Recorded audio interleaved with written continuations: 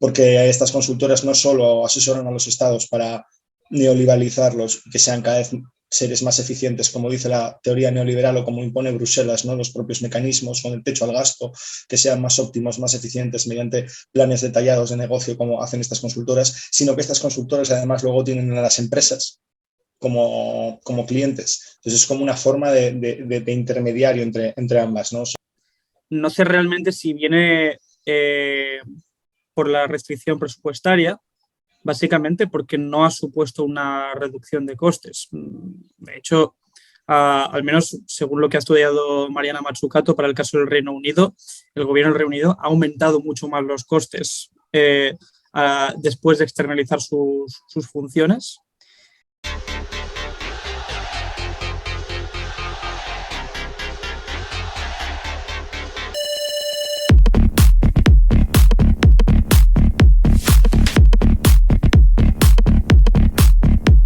El año pasado, la Comisión Nacional de los Mercados y de la Competencia multó con 6,3 millones de euros a varias de las consultoras más importantes de este país y a sus directivos.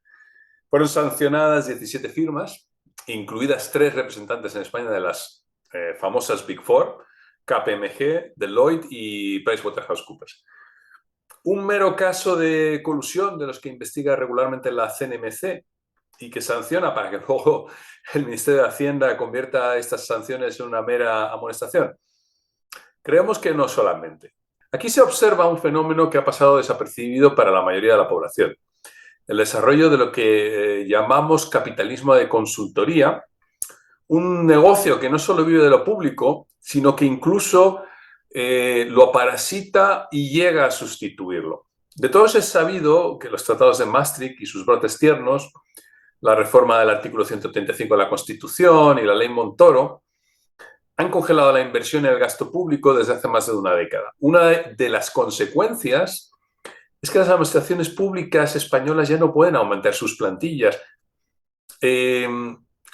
¿Cómo sacan adelante el trabajo? Pues subcontratando y licitando. Subcontratando y licitando y mucho a empresas privadas de consultoría. Cuando estudiamos este asunto hace unos meses, descubrimos que en España el sector público ya representa para estas consultoras el 17,5% de sus ingresos totales de su negocio de consultoría de gestión. Son datos de la Asociación Española de Consultores, cuya presidenta es ella misma una exministra del PSOE. ¿Escuchan las puertas giratorias? Es decir, las consultoras han encontrado un filón en la congelación y degradación de un sector público que cada vez se demuestra más incapaz de planificar y ejecutar proyectos de cierta complejidad. Por ejemplo, ¿sabían ustedes que fue una consultora la que paralizó el proyecto de conexión gasística a través de los Pirineos? También hemos visto cómo no solo el diseño de los fondos Lost Generation, sino también la normativa legal que los desarrolla, se ha encomendado a consultoras que además han encontrado un filón, ¿no? Unas oportunidades de negocios en la gestión de las ayudas. Estamos asistiendo a una verdadera privatización de la administración pública y su sustitución por empresas especializadas. Esta es la premisa bajo la que construimos el programa de hoy. Buenas tardes.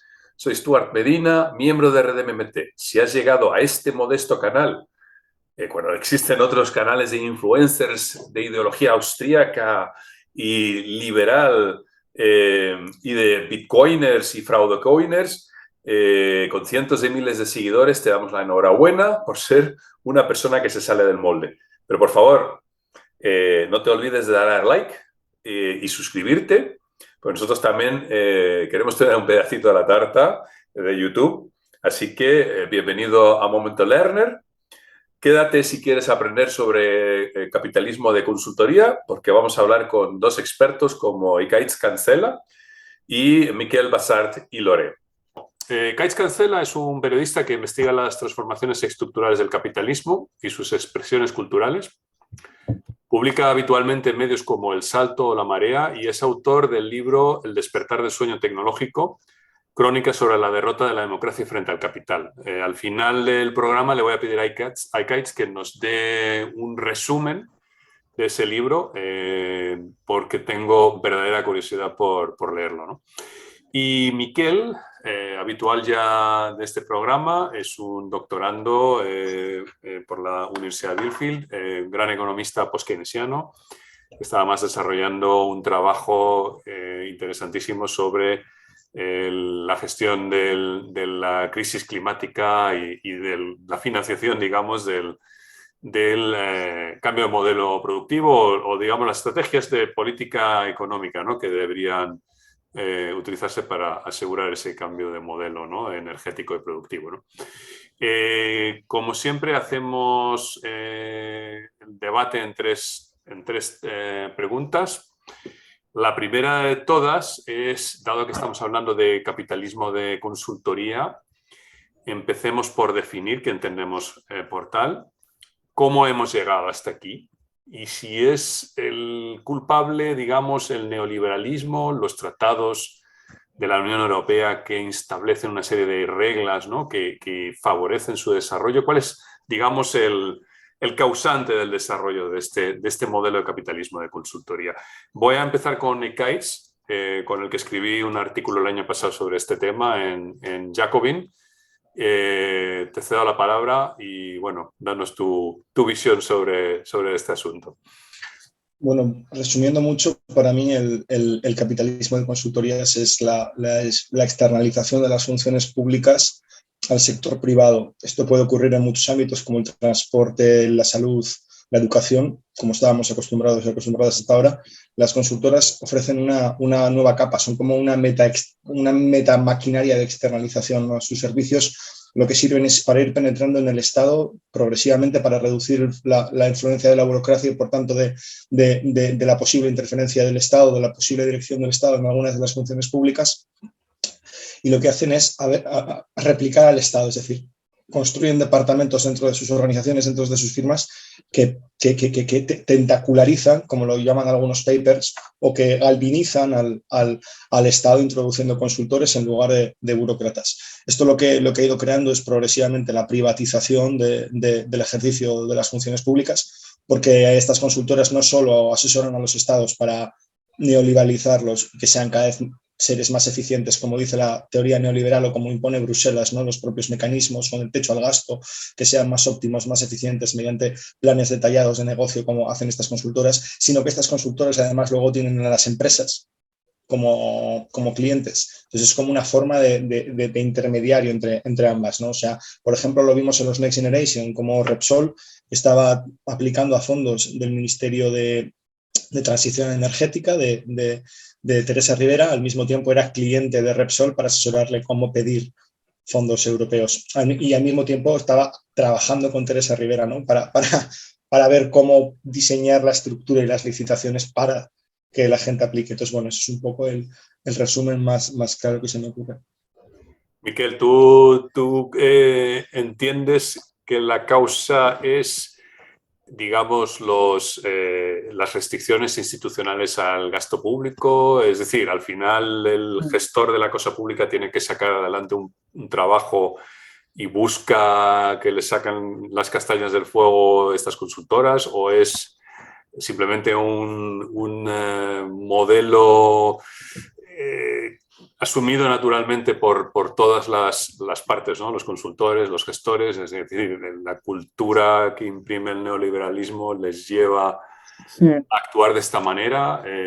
Bueno, si vamos a las causas, a ver, primero de todo, no sé realmente si viene por la restricción presupuestaria, básicamente porque no ha supuesto una reducción de costes. De hecho, al menos según lo que ha estudiado Mariana Mazzucato para el caso del Reino Unido, el gobierno del Reino Unido ha aumentado mucho más los costes después de externalizar sus funciones de lo que gastaba antes cuando asumía esos roles dentro de sus propios departamentos. Así que a lo mejor la motivación viene de ahí, pero si viene de ahí ha sido un fracaso. Yo personalmente creo que, bueno, todo va ligado con la ideología neoliberal, por supuesto, pero el punto principal aquí es esta creencia de que todo lo que hace el Estado lo hace mal. Esto, bueno, yo creo que tiene varios motivos. Uno de ellos, por supuesto, es en el contexto de la Guerra Fría, de ponerse como una alternativa al modelo centralizado del bloque soviético. Y otra, por supuesto, es la presión de la empresa privada en campaña mediática para convencer a la sociedad de que ellos lo pueden hacer todo mucho mejor de lo que haría el Estado, ya sea el caso de correos, ya sea el caso de la sanidad, de la educación, y luego ya se extiende a, como ha dicho muy bien Ekaitz, a todas las decisiones que toma el Estado. También recoge Mariana Mazzucato que cuando el Estado diseña políticas de innovación o cuando el Estado diseña, por ejemplo, ya a nivel municipal, ¿no? Como bueno, pues cómo gestionar la circulación de los coches, por ejemplo, todo esto queda externalizado. Entonces, ¿qué pasa aquí? Acaba siendo una profecía autocumplida. Se crea primero la idea de que el Estado es incompetente y no puede hacer las cosas. Luego el Estado empieza a externalizar sus funciones y se desposee de personal cualificado. Al hacer eso, vacía de significado y de propósito el trabajo de las personas que están trabajando en el Estado, de los funcionarios. Y entonces luego ya queda la perspectiva constatada de que quien trabaja en el Estado es incompetente y el Estado no puede hacer nada. El final es siempre una profecía autocumplida. Sí. Pues hemos encontrado, no sé si querías decir algo, Ekaitz, me ha parecido que sí. O sea, justo por definirlo, o sea, yo no decía que era, o sea, evidentemente tiene más costes, porque tienes que tener contratos enormes, por ejemplo, como los de Mazzucato con la administración, con la Diputación de Vizcaya, que son 500.000 euros de asesoría, que es obvio genera más gastos. Cuando me refería a que tiene origen en la era neoliberal, es porque es Thatcher la que establece la idea de que el Estado es el problema y que el Estado tiene que ser auditado por firmas de consultoría específicas y tiene que estar sometido a la cultura de la auditoría. Digo que es neoliberal porque en España empieza con la ley de auditorías de 1988, donde ya establece aspectos concretos donde se tiene que dar auditoría por parte de administraciones públicas y por parte de ciertas empresas. Y eso respondía mucho a la lógica de modernización que se trataba de vender, ¿no? Un país serio que se integra en Europa con informes de consultoras, con auditorías con el sello, y se empieza a crear la marca de que si tienes un sello de Deloitte en Europa ya puedes acceder a los fondos, porque los mecanismos de la Unión Europea de reparto de recursos siempre, teniendo en cuenta que es una mega burocracia que tiene que administrar el techo de gasto público de los estados, es decir, tiene que darles fondos de una manera en que al mismo tiempo puedas seguir en una situación de austeridad. Entonces, necesita empresas específicas con mucho dinero para contratar a profesionales, en muchos casos precarios, que sean capaces de tomar la soberanía pública y hacerla más óptima, más eficiente, pese a que eso repercuta en un gasto mayor, porque ellos dan por hecho que si están esos consultores ahí, el Estado va a dejar de gastar. Es decir, va a eliminar toda posible intervención keynesiana y se va a quedar con los recursos que tiene, los va a ir disminuyendo porque cada vez externaliza y gasta más en lo otro, traslada la idea que tú comentas de que es ineficiente y se cumple esa profecía autocumplida. Pero yo quería matizar esa apreciación. Sí.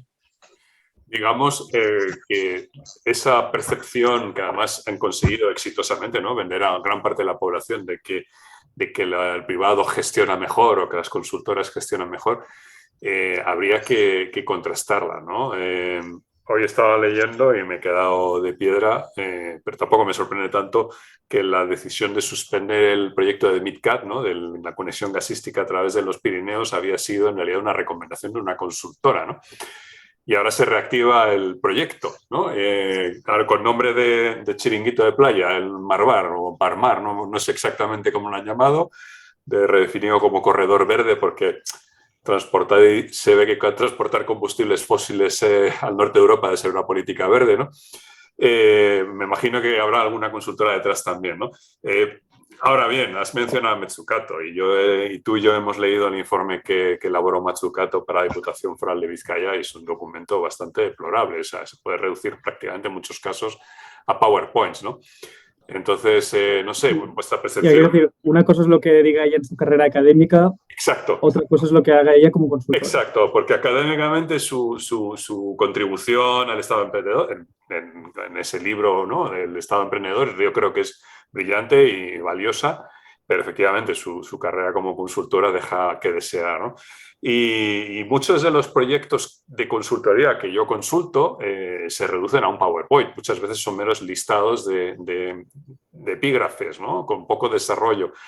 Parece como que se ha perdido la capacidad de planificar desde el Estado, pero tampoco parece que las consultoras tengan esa capacidad de planificar. Yo, desde luego, lo cuestiono.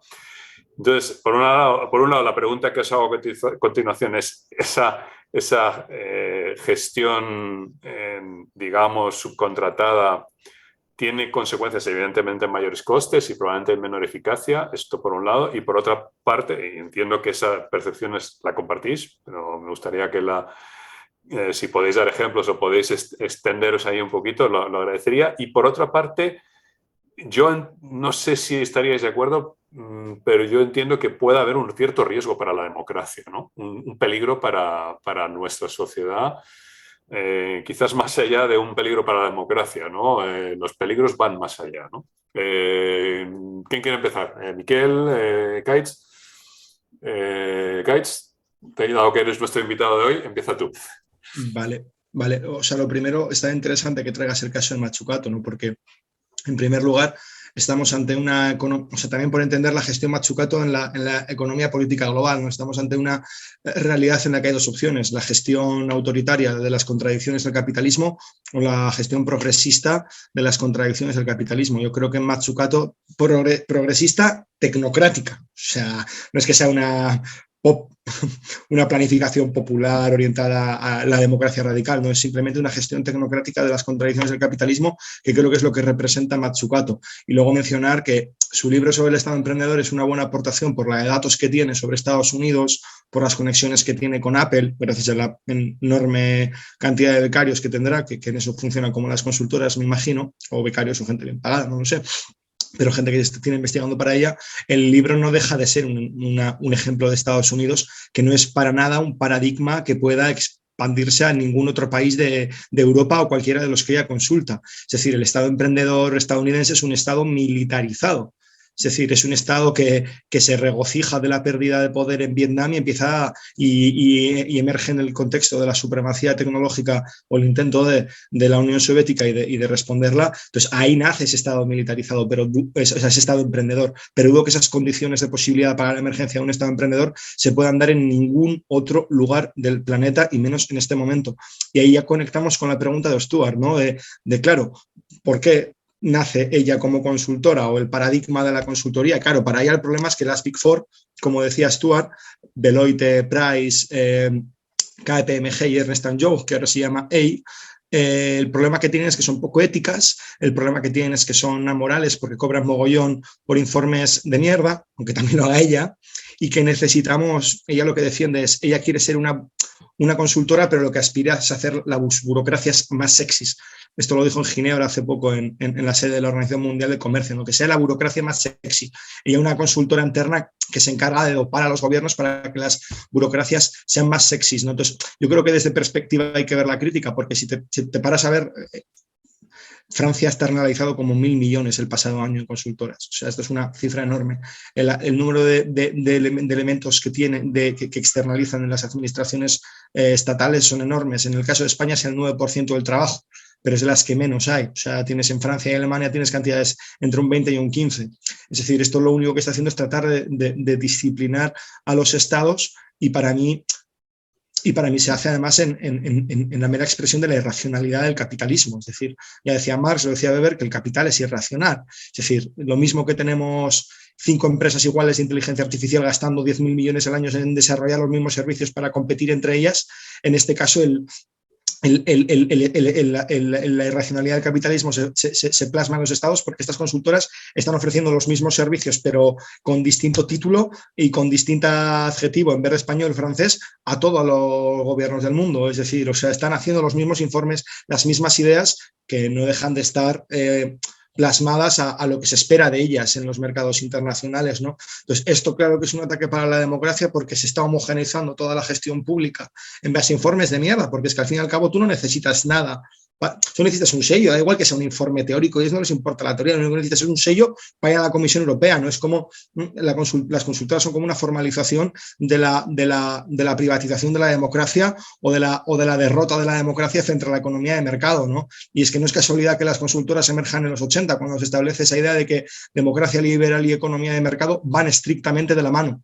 Y yo creo que las consultoras, tratando de negar que esa realidad se ha bifurcado, son las que consolidan la bifurcación en líneas autoritarias o en líneas autoritarias de los mercados financieros, porque como decía Stuart, o sea, en el caso de Francia, cuando hubo asesoría de McKinsey a Macron para gestionar la vacunación, tuvo consecuencias nefastas para la población francesa.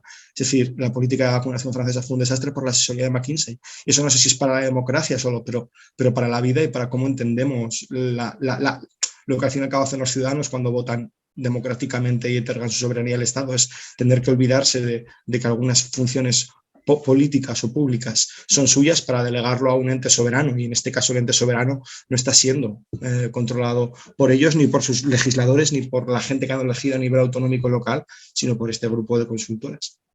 De hecho, hace poco estaba releyendo el informe Beveridge, es el informe que elaboró ese político británico durante la Guerra Mundial para definir cómo sería el futuro del estado del bienestar británico, ¿no?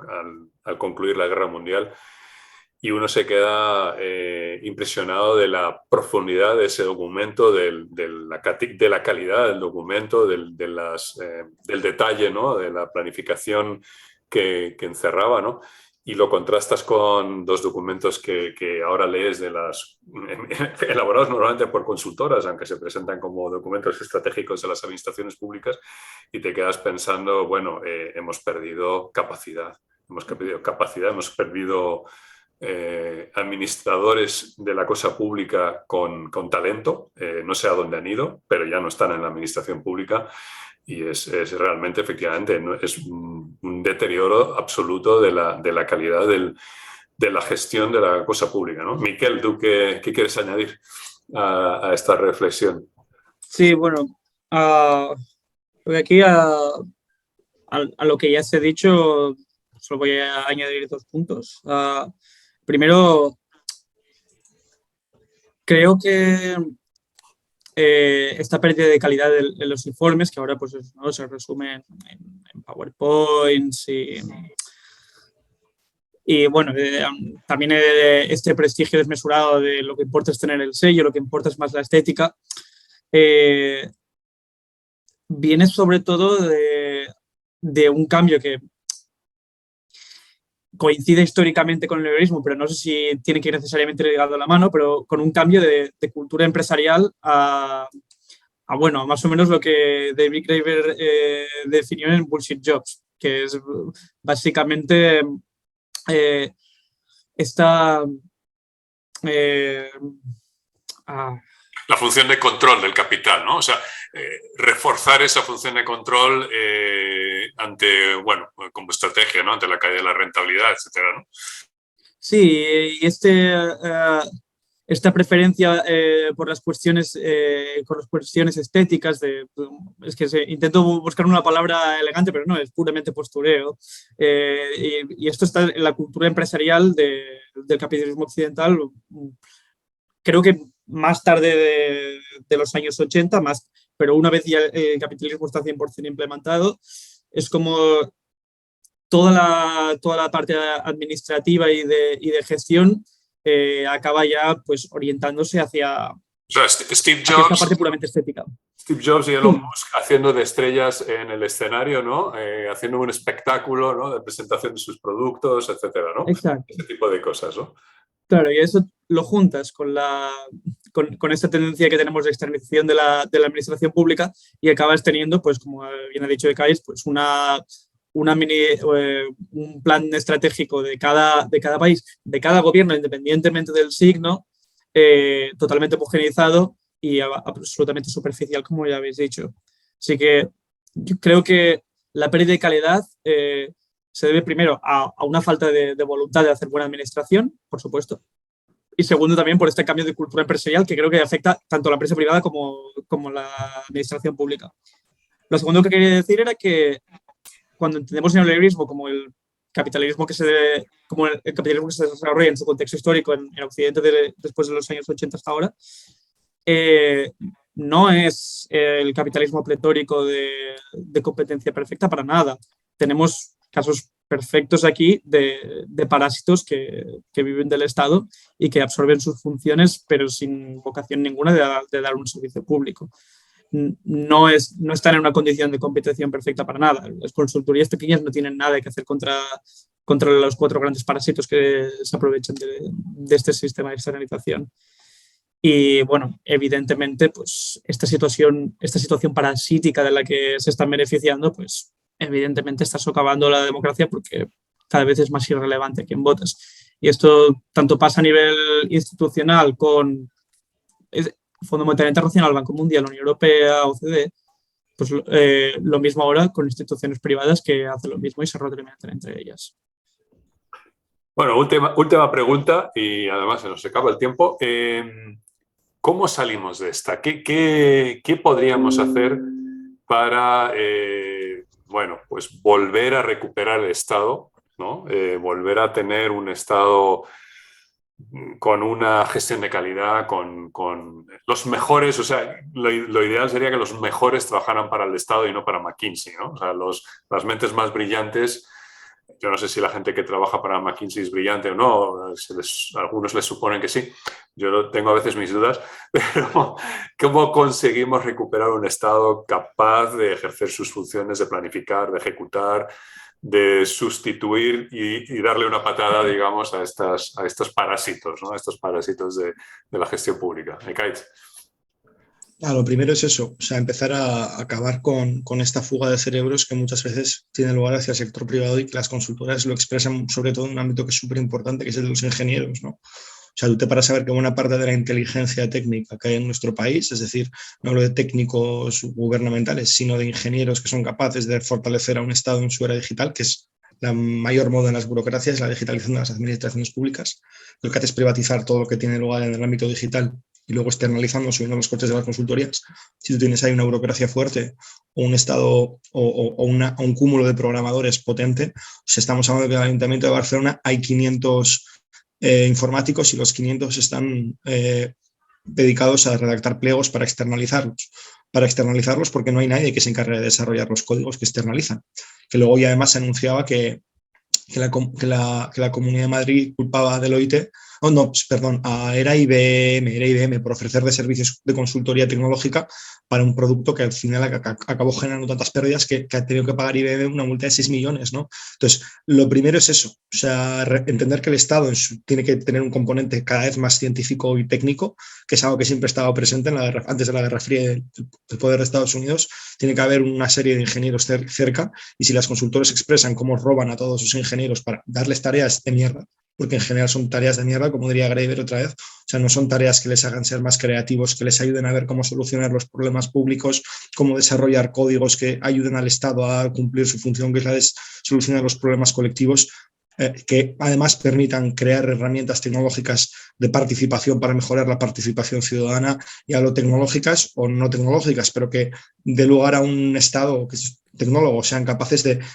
sentar los mecanismos de problema-solución para que los Estados sean poderosos y tengan fuerza a la hora de establecer una serie de criterios públicos y colectivos, ¿no? Entonces, esa es una de las primeras patas, reforzar con recursos en el ámbito técnico. Y luego es aprovecharte de esas tecnologías y de esos perfiles técnicos para ponerlos a trabajar con burócratas, pero no solo con burócratas. Es decir, tienes que desarrollar los grupos de trabajo específicos para que estén conectados con movimientos sociales, que estén conectados con ONGs o grupos de la sociedad civil. Y aquí volviendo al tema de la digitalización, ¿no? No tiene sentido que una administración se digitalice o un Estado se digitalice en base a los softwares de Microsoft o de Amazon o de Google. O sea, si esos softwares, esas capacidades computacionales que debería poner el Estado estarían en manos de qué sé yo, pongo un ejemplo muy banal siempre, es por qué diablos la política de la urbana y de vivienda de las ciudades la decide Blackstone y la decide Airbnb. ¿Y por qué las infraestructuras y las plataformas y los portales los tiene Idealista y los tiene Airbnb? ¿Por qué no tiene el movimiento de vivienda un portal financiado con dinero público y orientado a a recopilar datos para tener decisiones correctas. Y eso en el resto de ámbitos, ¿no? Si conseguimos distribuir un poco el poder del Estado, también para que sea más democrático y también para que tenga una capacidad de incidencia popular más amplia, dando las técnicas y las infraestructuras, vemos que en lugar de consultores tendremos a mediadores entre los movimientos sociales y el Estado, que tienen la vocación de bienestar colectivo y público del Estado porque reciben su salario de ahí, pero al mismo tiempo van a estar pegados a los desarrolladores en todo momento. Esto ya lo proponía Allende, la manera en que había que crear grupos de trabajo sectoriales donde la burocracia fuera un eje de revolución para el pueblo. Es decir, o sea, eso ya está teorizado desde los 70, ya hay experimentos, solo que se nos ha olvidado y ahora solo somos capaces de, tenemos un problema, mandamos un pliego y así mantienes la disciplina de gasto de los gobiernos intacta. Miquel, tienes 3 minutos. Enfatizo. Atraer talento, como he dicho, vía hacer que el trabajo tenga un significado y condiciones laborales atractivas. Segundo, batalla cultural, desmistificar que el sello es lo que manda, que el Estado es inútil, desmistificar que el sector privado lo hace mejor, que la gestión del sector privado va a beneficiar a lo público. Estas cosas es batalla cultural y para eso se necesita heterodoxia, se necesita existencia, se necesita comunicación. Tercero, democracia. Democracia radical, participativa, que la población fiscalice las decisiones que toma el gobierno, los planes de acción que tienen en sus mandatos, y eso pasa porque tomen parte de ellos, no solamente que den el check cada 4 años, sino que mientras que se está formando el plan, mientras que los técnicos, como bien ha dicho Ekaiz, están organizando, estén conectados con la sociedad civil. Muchas gracias, Miquel. Bueno, pues nos ha acabado el tiempo de debate. Os invito a quedaros a una entrevista que le realizaré ahora a Ekaiz Cancela sobre su último libro. Y bueno, por favor, quedaros, recordad darle a like, suscribiros al canal. Muchas gracias.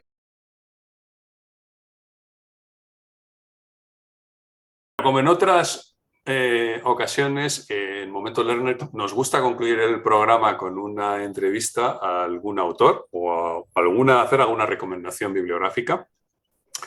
No podíamos desaprovechar que estaba con nosotros Ekaiz Cancela para pedirle que nos hablara de su libro El despertar del sueño tecnológico, crónica sobre la derrota de la democracia frente al capital, que tiene mucho que ver además con el tema de la conversación de hoy. Yo tengo muchas ganas de leer ese libro, no lo he leído todavía, pero estoy convencido de que vamos, los espectadores de Momento Learner van a querer adquirir ese libro inmediatamente. Te agradecería, Ekaiz, que nos dijeras un poco qué pretendías. O sea, había una línea de investigación, había un relato. ¿Qué pretendías contar con ese libro? ¿Qué conclusiones sacaste? Entiendo que hay una investigación periodística detrás, ¿no? Un trabajo de investigación detrás. Y bueno, cuéntanos, ¿qué pretendías contar con el libro y qué conclusiones sacaste de tu trabajo?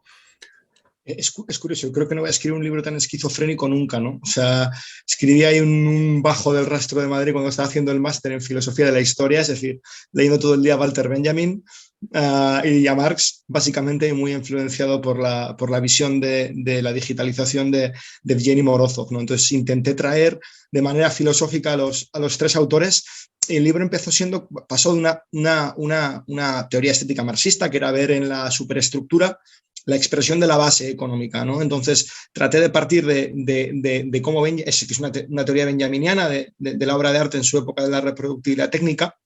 Y claro, porque para mí eso era como, si lo veías en la cultura, veías lo que iba a venir después en la economía, ¿no? Entonces yo lo traté de ver en la cultura, pero no en la cultura, lo traté de ver en los medios de comunicación, porque me parecían las mercancías más depuradas de la economía digital. Yo partía de la base empírica, y esto era investigación periodística, pero también académica, porque me estuve estudiando todas las becas a la financiación de Google y de Facebook, todas las estrategias de digitalización de los periódicos españoles, para llegar a la conclusión de que los primeros habían sido los primeros estúpidos útiles de la historia de la digitalización, los primeros en haberse tragado la idea de que ante la enorme crisis del capital de 2008 recurrente de los 70 o finales 80, se habían tragado la idea de que con las tecnologías y con las imprentas, yo lo llamaba las imprentas digitales y los medios de producción de Silicon Valley, podían solucionar sus problemas. Entonces era un análisis de cómo los medios de comunicación realmente no estaban innovando, sino que estaban subinnovando, que se habían descualificado tremendamente porque habían dejado de hacer investigaciones, a hacer fact-checking.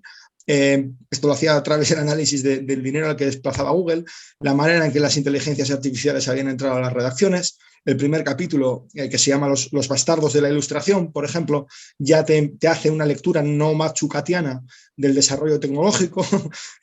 Es decir, había un importante poder del Estado, pero cómo realmente ahí lo que pasa es que se reestructuran las telecomunicaciones. El Estado no se neoliberaliza para que Apple, que está en un garaje, tenga un dispositivo, sino para que las telecomunicaciones soporten las operaciones bancarias de todos los bancos. Bueno, hay mucha filosofía, pero se trataba de ver en los medios de comunicación la expresión de lo que estaba por llegar. Eso fue en 2019, luego vino una pandemia y esa expresión de la base se culminó, ¿no?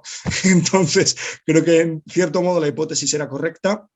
Es un libro de 440 páginas con 450 notas al pie de página, con mucho lenguaje que si eres un friki y te da lo duro, ve a ello, pero incluso a mí me costaría leerlo ahora mismo. Pero lo bueno es que en 2023, en enero, sale el nuevo, Utopías Digitales, con una editorial nueva además. Que nace además en 2023, que ya contaremos, sobre todo a ti, Stuart, ya te tiraremos la caña en algún momento.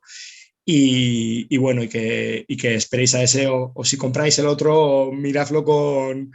Perdonadme por el trabajo y el sufrimiento que os voy a hacer al leer. Yo creo que algunas partes son muy buenas, o sea, yo estoy muy orgulloso de las ideas teóricas, pero perdonadme porque no supe explicarlas de la mejor manera. Bueno, tendrías que entonces conocer a Scott Ferguson, que ha trabajado mucho el tema de la estética y la superestructura. Algún día os haré algún encuentro para que podáis debatir sobre este tipo de cuestiones. Estoy seguro de que efectivamente en el arte, en los medios se encuentra efectivamente digamos, las líneas maestras de cómo va a ser, digamos, nuestro modelo social y económico, ¿no? La superestructura, no la base. Sí. Habría que recuperar ahora los fanzines de los años 80 y estoy convencido de que ahí ya estaba todo, aunque no nos diéramos cuenta, pero estoy seguro que en los fanzines que tengo guardados ahí de los años 80 está todo. Ahí habría que recuperar. Pero totalmente, totalmente. Bueno, pues muchísimas gracias, Kais. Ha sido un placer contar contigo. A ver si puedo invitarte en más ocasiones. Algún día me gustaría tocar el tema del capitalismo de plataforma, muy conectado con este. Y también el tema de cómo cada vez más áreas, digamos, de la vida que habían quedado fuera, ¿no? de la mercantilización o de la monetarización, si queremos llamarlo así. Es decir, cada vez más áreas de la vida íntima se van incorporando al capitalismo, ¿no? O sea, pensemos en las relaciones de pareja, cómo surgen las plataformas de contactos, ¿no? Etcétera, ¿no? Hay que hablar de ese tema también, que me parece también fascinante. Así que, bueno, pues muchísimas gracias. Ha sido de nuevo un placer contar contigo. Hasta aquí ha llegado este episodio de Momento Lerner. Como siempre, recordaos que bueno, pues esta labor de divulgación de la teoría monetaria moderna es ardua, es complicada. Tenemos muy pocos altavoces para dar a conocer nuestros mensajes, así que agradeceríamos todo el apoyo del público.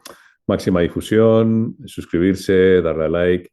Y si alguno tiene capacidad de destinar algunas aurillos a nuestro canal, también sabéis que tenemos un canal de Patreon en el que os podéis suscribir. Muchísimas gracias y hasta el próximo Momento Lerner.